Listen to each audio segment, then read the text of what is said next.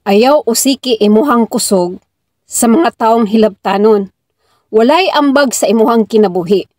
I-save imuhang kusog sa mga butang nga makahatag og kaayuhan sa imuhang kaugmaon. Kay bawo kag unsay maayong pagpanimalos sa mga taong hilabtanon? Wala. Pailob lang. Pasagdi ang mga baba sa mga marites sa imuhang palibot. Kay bisan unsa pa imuhang isulti para dipinsahan ang imuhang kaugalingon, walay matabo. Kapoy, ma-stress ka, pasagdig mga gisi ng ilahang mga baba. Basta kaybaw ka sa imuhang kaugalingon, nga naay karma. Ug sa mga taong nagbulsa sa imuhang hinaguan, ug sa mga taong hilabtanon, kana tanan nilang gibuhat mabalik rana sa ilaha. Pasagdi ang panahon nga mosingil nila. Kay bawo kag nganong dili maayo manimalos?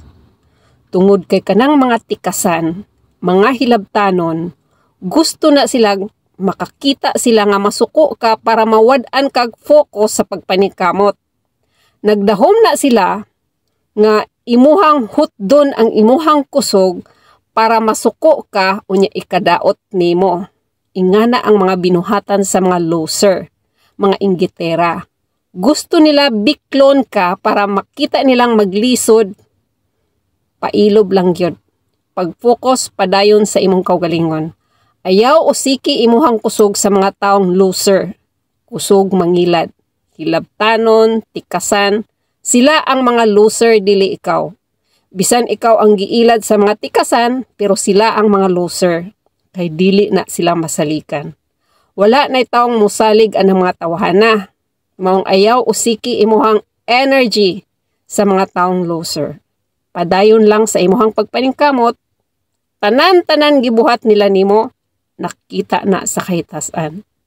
Imuhang kusog diya sa imong kaugalingon para mahatagag kalinaw ang pingi.